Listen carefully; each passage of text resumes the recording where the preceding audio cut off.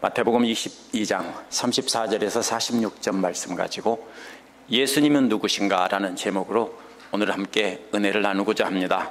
바리새파 사람들은요, 바벨론 포로 이후에 이스라엘 백성들을 다스리는 주도권을 잡은 사람들입니다. 그 이전에는 성전이 있었기 때문에 사두개파 사람들이 다스렸는데요, 성전이 없어지자 율법을 중심으로 이렇게 가르치던 바리새파 사람들이 이스라엘 백성들의 주도권을 잡게 됐습니다. 이들은 자신들이 멸망하고 바빌로니아의 포로로 잡혀간 이유가 하나님 말씀에 철저하게 순종하지 못했기 때문이다 라고 생각해서 율법을 자세하게 이렇게 어떻게 지킬 것인가 쓰기 시작했고 말로 가르치기 시작했습니다. 그래서 이들은 하나님 앞에 철저히 순종하고 구별된 거룩한 삶을 살아서 사람들 앞에 본보기가 되고 또 최고의 존경을 받던 사람들입니다. 그러자 이들은 자신도 모르게 나중에는 하나님의 자리에 앉게 됐습니다. 그래서 이들은 누가 죄인인지 자신들이 개발한 수많은 율법 규정들을 가지고 사람들을 정죄하고 골라내기 시작했습니다. 왜냐하면 레위기에 보면은 부정한 것을 접촉하면 부정해진다고 했기 때문에, 그래서 사람도 부정한 사람, 죄 지은 사람은 다 골라내야 거룩한 예배를 드릴 수 있다라고 생각한 것입니다. 그렇게 하던 바리새파 사람들은 결국 하나님의 아들이시고 하나님과 동등한 분인 육체를 입고 오신 예수님까지도 정죄하고 곤란해서 유대교 공동체 밖으로 내던지고 죽였던 것입니다. 이들은 그 당시에 하나님의 자리에 앉아 있었습니다. 바리새파 사람들은요, 전에 이미 세금 문제를 들고 와서 예수님께 결투 신청을 했다가 참패를 하고 물러난 적이 있습니다. 그런데 자신들의 적인 사두개파 사람들도 예수님께 도전했다가 완전히 KO 패를 당하고 물러났다는 소식을 들은 것입니다. 그래서 바리새파 사람들은 이번에는 자신들 중에서 무공이 제일 뛰어난 고수와 같은 최고 실력자 하나를 선발을 했습니다. 자신들 중에서 율법을 최고로 잘하는 사람 하나를 골라내서 예수님께 도전하는 장면이 오늘 말씀입니다.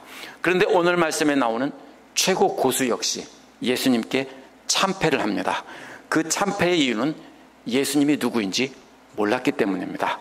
이 말씀을 통해서 우리는 예수님이 누구인지 정확히 알고 그분에게 순종하여 그분이 심판주로 다시 오실 때 칭찬받는 영광의 자리에 모두 함께 서도록 되었으면 좋겠습니다. 34절에서 40절 말씀은 바리새파의 질문과 예수님의 대답입니다. 바리새파 사람들이 예수께서 사두개파 사람들의 입을 막아버렸다는 소식을 듣고 함께 한자리에 모였습니다. 사두개파 사람들은 모세오경만 하나님의 말씀으로 인정했기 때문에, 모세오경에 부활 이야기가 나오지 않기 때문에 부활은 없다라고 믿었습니다. 그래서 한 명의 여자를 7 형제가 차례로 취한 말도 안 되는 이야기를 꾸며서 예수께서 가르치시는 부활이 말이 안 된다고 조롱하기 했던 것입니다.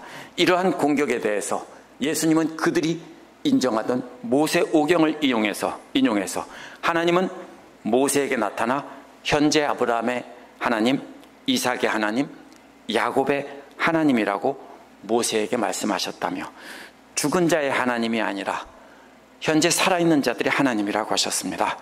이렇게 예수께서 사두개파 사람들의 입을 막아버린 것입니다. 개역에서 대답할 수 없게 하셨다는 말은요, 본래 소나 말의 입을 묶어서 그 입을 막는 것을 뜻합니다. 왜냐하면 소나 말을 밭을 갈게 할 때 입을 안 막으면은 곡식들이나 이런 걸 다 뜯어먹게 되죠. 그래서 입을 막는 것을 뜻합니다. 비유적으로 쓰일 때는요, 세번역처럼 말문을 막아버리셨다라는 뜻입니다. 이 단어는 개역은 의역을 했고 세번역은 원어에 담긴 그림을 남겨두었습니다. 그래서 세번역처럼 원어에 담긴 그 의미를 남겨두면서 번역하면 가장 좋은 번역입니다. 바리새파 사람들이 같은 장소에 모여서 대책회의를 했습니다. 어떻게 하면 사두개파 사람처럼 예수님께 당하지 않고 반대로 예수님의 입을 막아버릴지 의논을 했습니다. 그런데 한자리에 모였다는 말은요, 시편 2편에 보면은 관원들이 서로 꾀하여 이때 쓰인 말과 똑같은 말입니다. 이게 무슨 말이냐면요, 통치자들이 한자리에 모여서 회의를 했다는 뜻입니다. 따라서 이 말도요, 바리새파의 최고 높은 우두머리들끼리 모여서 회의를 하기 시작했다는 것입니다. 어떻게 하면 예수를 입을 막을 것인가 라고 최고 높은 바리새파 통치자들이 의논을 했다는 것입니다. 그래서 이들은 자기들의 적인 사두개파의 입을 예수께서 막아버렸다는 것에 한편으로는 기뻐했지만 또 마냥 기뻐할 수만은 없습니다. 왜냐하면 좌절할 수밖에 없는 소식입니다. 사두개파 사람들의 입을 막은 건 좋지만 자신들도 어찌할 수 없었고 자기들도 역시 패했기 때문입니다. 그래서 왜냐하면 바리새파는 자신들이 이스라엘의 스승이라고 인정받고 있었습니다. 그런데 예수라는 사람이 계속 승리하게 되자, 백성들이 환호가 자꾸 높아지게 되자 자기들의 위치가 흔들리게 되었습니다. 그래서 바리새파의 지도부는 함께 한자리 모여서 대책을 마련한 것입니다. 어떻게 해서든지 예수라는 사람의 인기를 꺾어 놓아야 했습니다. 그래서 바리새파 지도부는 그렇게 의논한 뒤에 자신들에게 중에서 최고로 무공이 뛰어난 사람과 같은 최고의 율법 전문가 한 사람을 선발했습니다. 이렇게 선발된 최고의 율법교사가 예수님께 와서 시험에서 물은 것입니다. 그런데 여기서 율법교사라는 말은요, 마태복음에서 딱 한 번밖에 안 나오는 말입니다. 본래 그 의미는요, 법을 다루는 사람, 영어로 lawyer라고 많이 번역이 되어 있습니다. 그런데 반면에 자주 쓰이는 말은 서기관이나 율법학자로 번역된 말은 본래 의미는 법을 다루는 사람이라는 뜻이 아니라 글을 쓰는 사람이라는 뜻입니다. 이게 무슨 말이냐면요, 이 사람들은 성경을 기록하고 연구하던 사람입니다. 그런데 둘 다 똑같이 성경을 기록하고 연구하고 가르치던 사람들인데요, 평소에는 다 이 서기관 또는 율법학자로 썼다가 마태는 여기에서 딱 한 단어를, 아주 특별한 단어를 씁니다. 여기서 뭐라고 합니까? 법률 전문가. 법률이 뭐예요? 모세오경입니다. 모세오경의 최고 전문가 한 명을 선발했다는 뜻으로 여기서 특별한 단어를 쓴 겁니다. 그래서 이 말은요,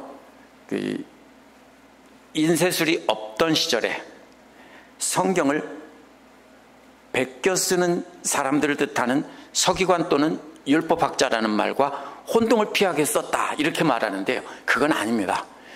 우리가 생각할 때 성경 베껴 쓰는 사람들이 그냥 단순히 글씨 잘 쓰는 사람인 줄 알지만 그 사람들은 오늘날로 말하면 신학교 교수들이고 전부 다 학자들입니다. 성경 최고의 학자들이 성경을 베끼고 연구하고 가르쳤습니다. 그런데 그 중에서도 최고로 잘하는 전문가를 엄선해서 질문하게 했다는 것을 분명하게 하려고 여기서 법률 전문가라는 단어를 특별히 여기서 쓴 것입니다. 세번역 아래에 보면요, 다른 고대 사본에는 없다라고 써 있습니다. 그런데요, 소문자 사본인 118번, 후대의 소문자 사본이 118번과 같은 몇 개의 사본에만 생략되어 있고요, 4세기 대문자 사본에서 중요한 사본들에는 다 있습니다. 근데 사람들이 이것을 이렇게 원래는 없다라고 하는 이유는요, 이 말이 어려운 단어이기 때문입니다. 더구나 누가복음 10장 25절에서도 똑같은 사건에 대해서 누가도 똑같은 단어를 쓰고 있습니다. 그렇기 때문에 나중에 이것을 베낄 때 잘못 베꼈다, 이것은 잘못된 말입니다. 나중에 베끼는 사람들은요, 어려운 말을 쉽게 고쳐서 베끼는 법은 있는데요, 쉬운 말을 어려운 말로 바꾸는 경우는 절대로 없습니다. 이것은 제가 전공이기 때문에 확실하게 말할 수 있습니다. 이 말은요, 원래 예수께서 하신 말씀을 그대로 쓴 것입니다. 나중에 바꾼 것이 아닙니다. 예수께서 어떻게 답변하더라도 꼼짝 못할 만한 최고의 율법 전문가 한 사람을, 바리새파 중에서 한 사람을 뽑아서 예수님께 도전장을 내밀었다, 이런 뜻입니다. 율법 전문가들인 바리새파 중에서 최고 인정받은 대표 선수는 예수님에게 시험하려고 물었습니다. 시험하려고 물었다는 말은요, 잘못을 잡아 지적하고 공격하려고 물었다는 뜻입니다. 율법에 대한 지식에서 자신이 압도적으로 위에 있다고 생각한 겁니다. 마치 뭡니까? 교수가 학생에게 질문하듯 그런 태도로 물은 것입니다. 너 이거 어떻게 말할 수 있냐? 이거 아냐? 이런 식으로 학생을 이렇게 질문하고 있는 것입니다.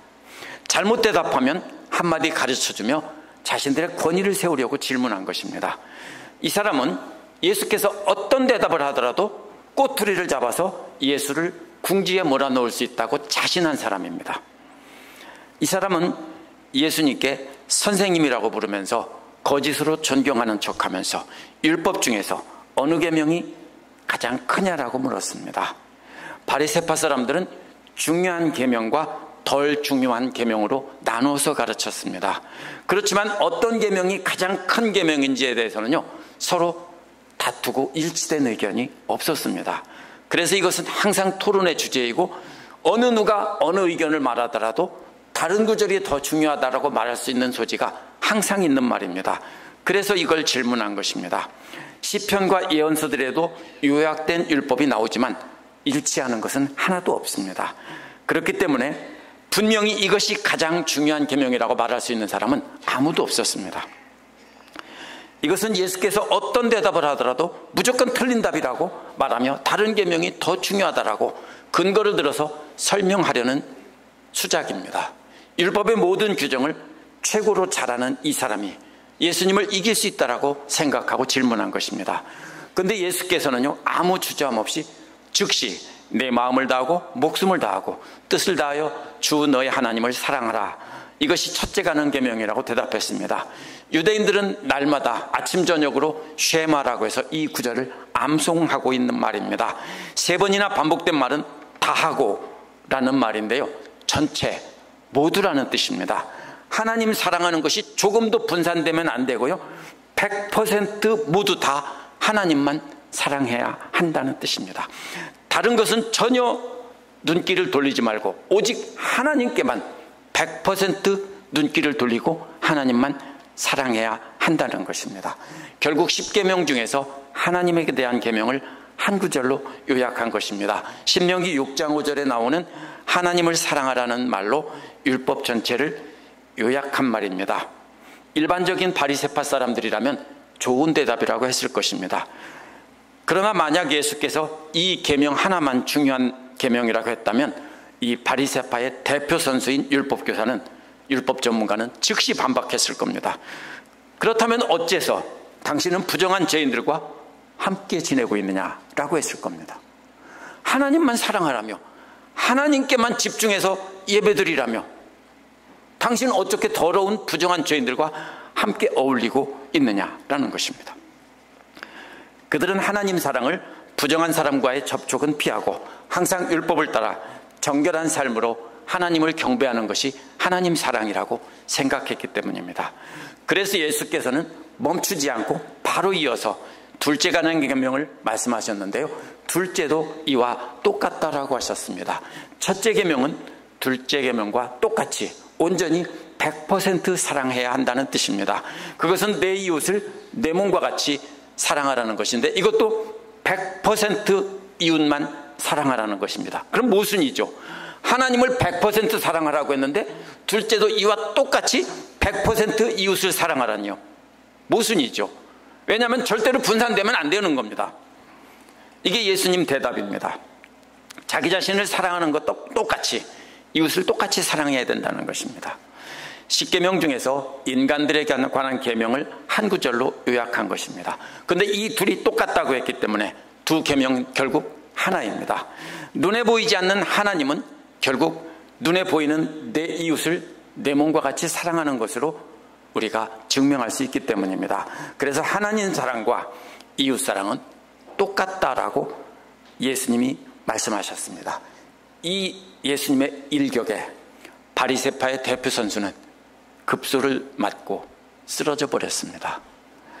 요한일서 4장 20절에도 누구든지 하나님을 사랑하노라 하고 그 형제를 미워하면 이는 거짓말하는 자니 그 형제를 사랑하지 않는 자가 보는 바 그 형제를 사랑하지 않는 자가 보지 못하는 하나님을 사랑할 수 없다라고 했습니다.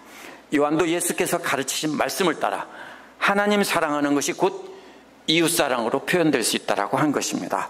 따라서 하나님만 전적으로 사랑한다는 것은 결국 이웃을 자기 몸처럼 사랑하는 것으로 우리가 증명할 수 있는 것입니다. 그래서 예수께서는 바로 이어서 신명기 6장 5절에 이어서 레위기 19장 18절에 이웃사랑 계명을 덧붙인 것입니다. 그런데 바리새파라는 말은요, 구별된 사람이란 뜻입니다. 그들은 별명에 맞게 자신들을 철저하게 거룩하게 구별해서 하나님을 경배하고는 일에만 최선을 다했습니다. 그래서 이들 별명이 바리새입니다. 바리새는 거룩하게 자신들만 따로 구별한 사람들이라는 뜻입니다. 그만큼 거룩하게 하나님만 예배했던 사람들입니다. 하나님을 예배하는 일에 온 정성을 다했던 사람들입니다. 그것만이 하나님 사랑이라고 했는데 예수님께서는 그것만이 하나님의 사랑이 아니라고 하신 겁니다. 내 이웃을 내 몸과 같이 사랑하는 것이 함께 수반되어야만 전적으로 하나님만 사랑하는 것이라는 뜻입니다. 그래서 예수님은 저들이 버린 죄인과 세리들과 장녀들을 사랑하고 함께 지내며 그들에게 하나님 말씀을 가르치고 계셨다는 것입니다. 바리새파 대표 선수는 그걸로 공격하려고 했는데 공격할 기회도 주지 않고 바로 이렇게 말씀하신 겁니다. 이 말씀에 급소를 찔린 바리새파 대표 선수는 그대로 쓰러져서 더 이상 반격할 수가 없었습니다. 왜냐하면 그들은 하나님 사랑만 잘하면 된다고 생각했습니다. 그래서 어떻게 하나님만 전적으로 사랑할까 연구하다가 수많은 율법 규정을 만들어내고 부정한 사람들은 곤란해서 버리고 정결한 사람들끼리 모여서 거룩한 공동체를 이루었습니다. 그것이 최고의 하나님 사랑이라고 생각했습니다. 그래서 그들은 세리와 죄인들과 창녀 같은 사람들을 유대교 공동체 밖으로 내쫓아버린 것입니다. 부정한 사람들을 접촉하면 자신들도 부정해져서 하나님 앞에 나갈 수 없다라고 생각했기 때문입니다. 그런데 생각지도 못한 신명기와 상관없는 레위기 말씀으로 급소를 찔린 저들은 더 이상 대응할 수가 없었습니다. 저들은 하나님은 사랑하는 척하지만 이웃은 사랑하지 않고 있었기 때문입니다. 예수께서 뭐라고 하십니까? 이 두 계명에 율법과 예언서들이 달려있다라고 했습니다. 세번역에서 달려있다는 말은 개역에는 없습니다. 근데 원어는요, 주렁주렁 매달려 있다는 뜻입니다. 두 가지입니다. 한 나무가 올라오다가 두 가지로 갈라졌습니다. 그것이 율법과 예언서라는 두 가지인데요. 거기에 이 하나님 사랑과 이웃 사랑이라는 두 가지인데요. 거기에 모든 율법서와 예언서들이 다 주렁주렁 매달려 있다는 뜻입니다. 그 전체가 한 나무라는 뜻입니다. 한 가지는 하나님 사랑, 한 가지는 이웃 사랑인데 그것은 나무가 보시죠. 나무가 처음에는 하나로 올라오다가 둘로 갈라진 것처럼 그렇게 되어 있고 거기에 주렁주렁 성경 전체가 매달려 있다는 뜻입니다. 그래서 이 둘은 하나이고 하나님 말씀 전체를 이루는 근간이기 때문에 따로 떼어낼 수 없다는 것입니다. 그래서 예수님께서는 하나님을 사랑한다는 것은 이웃사랑으로 표현될 수 있고 이 두 가지는 똑같다라고 하신 겁니다. 그렇기 때문에 바리새파 대표 선수로 나온 율법교사는 완전히 참패한 뒤에 부끄러워 고개도 들지 못하고 떠났습니다. 41절에서 44절은 예수님의 질문과 바리새파의 대답입니다. 바리새파의 지도부들은 멀지 않은 곳에서 예수님과 자신의 대표 선수를 결투를 관전하고 있었습니다. 지켜보고 있었는데요. 대표 선수였던 율법교사가 참패하는 모습을 보고 이들은 함께 한자리 모여서 또다시 의논을 했습니다. 최고 선수를 내보냈는데 참패했기 때문에 이제 어떻게 해야 되나 하고 의논하고 있다는 것이 41절에 함께 모여서 의논하고 있다는 말의 뜻입니다. 대표 선수였던 사람은 예수님의 꼬투리를 잡는 일에 실패했고 오히려 자신들이 하나님 사랑과 이웃 사랑을 분리해서 가르친 것이 잘못이라는 것을 자신들도 깨달은 것입니다. 그러나 그들은 예수가 아무리 자신보다 고수라고 해도 훨씬 고수라는 것을 깨달았다고 해도 예수를 구약에 예언된 메시아로 인정하지는 않았습니다. 그들은 메시아가 오면 자기들 편에 서서 율법을 가르치고 이스라엘을 로마에서 해방시켜서 자신들과 함께 율법으로 하나님 나라를 완성해 갈 것이라고 생각했기 때문입니다. 그렇기 때문에 예수께서 자신들도 깜짝 놀랄 만한 지혜로 대답했다고 해도 메시아는 아니라고 생각했습니다. 그래서 바리새파 지도부는 실력으로는 이길 수가 없다는 걸 깨닫고 어떤 꼼수를 써서 예수를 없애버릴지 의논을 했을 겁니다. 그런데 이번에는요, 모여있던 사람들에게 예수님께서 다가갑니다. 이런 상황입니다. 옛날 전투는 어떻게 합니까? 대장 하나가 나와서 싸워서 이기면 이기는 거고, 졌으면 모두가 승복하는 겁니다. 졌다면 모두가 엎드려 굴복해야 되는데 아직도 패배를 인정하지 않고 뒤에서 모여서 의논하고 있습니다. 그럴 때는 어떻게 합니까? 군대를 이끌고 이긴 장수는 가서 적들을 다 베어버리는 것이 맞는 순서입니다. 그래서 예수님은 그들에게 다가가서 이제 공격을 하기 시작한 것입니다. 그래서 이번에는 예수님은 그들의 뒤에 있던 적들을 공격하고 포로로 잡기 위해서 본진에게 다가가서 그들을 공격하려는 것이 이 두 번째 이어지는 말씀입니다. 예수께서는 바리새파 지도부 사람들에게 너희는 그리스도에 관해서 어떻게 생각하느냐? 그는 누구 자손이냐? 이렇게 물었습니다. 성경에 대한 지식을 가지고 질문을 받았으니 예수께서도 바리새파 사람들의 성경에 관한 지식을 가지고 맞받아친 것입니다. 이 질문은 율법 전문가인 저들에게는 정말 쉬운 질문입니다. 그렇기 때문에 저들은 망설임 없이 즉시 다윗의 자손이라고 대답했습니다. 이 질문은 유대인 어른뿐 아니라 어린아이들까지도 다 아는 아주 쉬운 질문이었기 때문입니다. 그런데 바리새파 사람들은 예수께서 예상하신 답을 그대로 한 것입니다. 저들은 이제 예수님께서 놓으신 덫에 딱 걸린 것입니다. 그래서 예수께서는 바리새파 지도부들에게 시편 110편 1절을 가지고 또 질문을 합니다. 이 시편은 바리새파 사람들도 메시아에 대한 예언의 시라고 인정했던 시입니다. 질문은 이런 내용입니다. 그러면 어떻게 다윗이 성령에 감동이 되어 그리스도를 주라 부르며 주께서 내 주께 말씀하셨다. 내 우편에 앉으라. 내 원수들을 발 아래 둘 때까지 라고 했느냐는 겁니다. 시편 110편 1절에는요, 그리스어 번역에는 둘 다 똑같이 주라고 되어 있습니다. 그런데 이 구절은 히브리어로 되어 있는 시편 110편 1절을 보면 첫 번째 주는 여호와이고요, 두 번째 주는 아도나이입니다.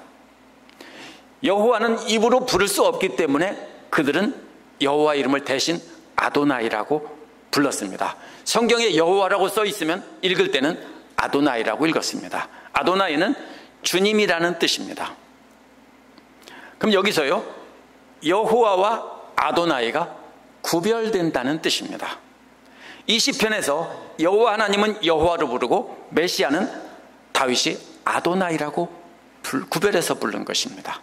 이스라엘 사람들은 다윗과 같은 메시아를 기대했지만 예수께서는 다윗 자신도 자기 자손 중에 올 메시아를 아도나이라고 높여 불렀기 때문에 단순히 혈통으로 온 인간 메시아만이 아니라는 뜻입니다.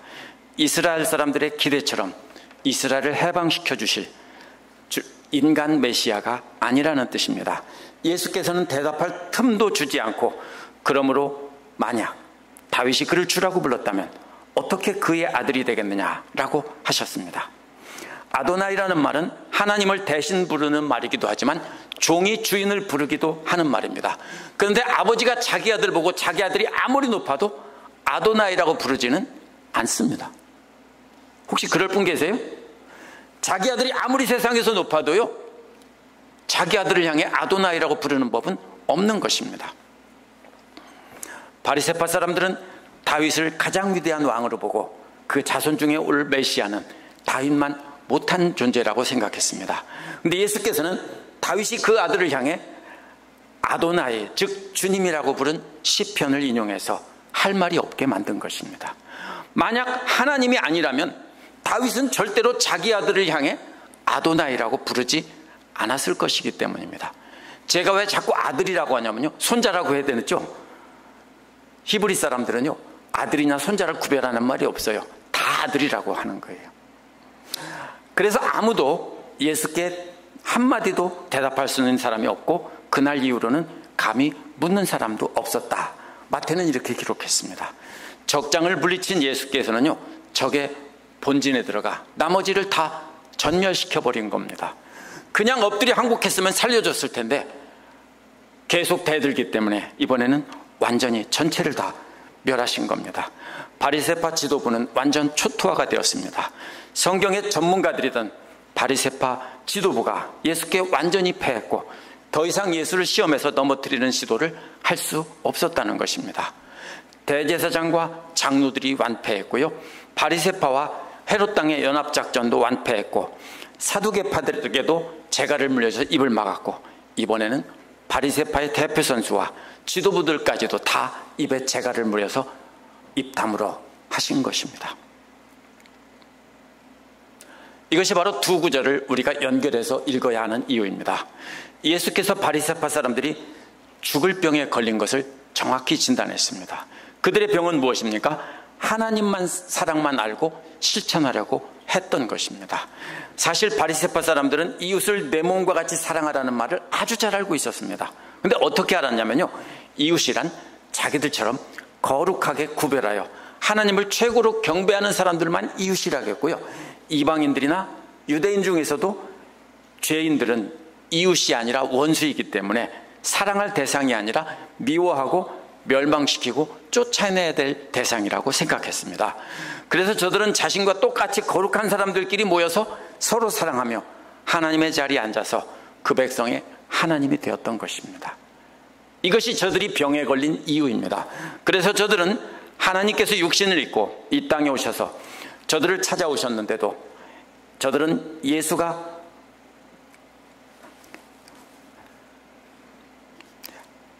자신들을 찾아오셨는데도, 하나님께서 인간의 몸을 입고 이 땅에 찾아오셨는데도 예수는 하나님이 아니라고 한 것입니다.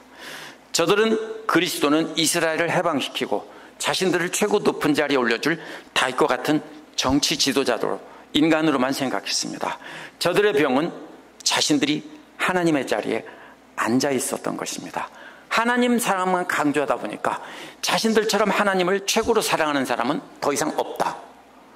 그러다 보니까 어느새 자기도 모르게 하나님이 되어 있었습니다. 그래서 저들은 예수님을 알아보지 못한 것입니다. 오늘날도요, 하나님 사랑만 계속 강조하면은 결국 나중에는 바리새파 사람들처럼 됩니다. 그래서 하나님의 자리에 앉고, 그래서 사이비 교주가 생기는 것입니다. 설교학 박사이고 백석대 부총장이었던 주동홍 교수라는 분이요, 이렇게 글을 썼습니다.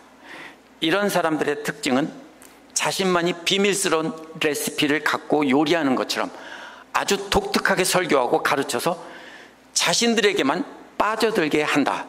그래서 교주를 중심으로 모이는 사이비 집단과 비슷한 현상을 보이고, 그런 목회자의 절대적인 권위로 모든 부분이 움직이고 교회가 개인의 소유물처럼 된다 라고 했습니다. 사이비 집단은 괜찮습니다. 근데 문제는요, 사이비 집단이 아니라고 하면서 결국은 뭐예요? 교회가 하나님의 교회가 아니라 교회 지도자의 교회로 그렇게 이끌고 가는데 왜요? 그 목회자의 권위가, 매력이 아주 하나님 같거든요. 그래서 꼼짝 못하고 따라오게 만드는 것입니다. 어떤 사람들은 대단한 영적인 권위로, 어떤 사람들은 자기들만 가진 특별한 성경 해석으로. 목회자만 그런 게 아니에요. 자신만 거룩을 추구해서 교회 안에서 최고 거룩한 사람으로 인정을 받게 되면 반드시 바리새파 사람처럼 하나님의 자리에 앉아서 사람들을 정죄하고, 나는 거룩한데 너는 왜 그러냐, 이렇게 되게 되어 있습니다. 그렇게 되지 않으려면 예수님이 누구신지 분명히 알고 그분의 가르침을 따라야 하는 것입니다. 예수님이 하나님의 아들이고 하나님과 동등한 분이라는 것을 인정하고 그분이 가르치신 대로 원수까지도 이웃으로 삼고 그들을 하나님 사랑하듯 전력을 다해 사랑하며 애를 써야 한다는 것입니다. 물론 우리가 100% 잘하리라고 기대는 안 합니다. 예수님도요. 그러나 우리가 날마다 온 힘 다해 이웃을 사랑하는 일에 전력을 다해야 합니다. 그게 바로 하나님 사랑입니다. 그렇게 예수님을 하나님의 아들로 인정한다면 우리는 우리 자신이 주인이 되어 있는 마음자리에서 내려오고 그 자리에 예수 그리스도의 영인 성령님을 모셔야 하는 겁니다. 성령님께서 우리 주인이 된다면 우리는 그분의 가르침을 배워가며 점점 낮아져야지 점점 높아지면 안 됩니다. 내가 점점 높아지고 있다라고 혹시 한번 보세요. 지금 교회에서 내가 점점 높아지고 있다. 그러면 지금 심각한 병에 걸리고 있다라고 진단을 해야 됩니다. 우리는 어떻게 해야 됩니까? 예수님 말씀을 알면 알수록 점점 더 낮아져야 되고 겸손해져야 됩니다. 그래서 마지막으로 예수님을 닮아서 예수님처럼 죽기까지 순종해야 합니다. 그렇지 않고 자신이 주인이 된다면 말씀을 배워가면 배워갈수록, 거룩해져 가면 거룩해져 갈수록 우리도 모르는 사이에 하나님의 자리까지 올라가게 되어 있습니다. 그러므로 우리는 예수님이 누군지 분명히 알고 그분의 가르침에 따라 종의 자리에서 다른 사람을 사랑하고 섬겨야 합니다. 기도하겠습니다.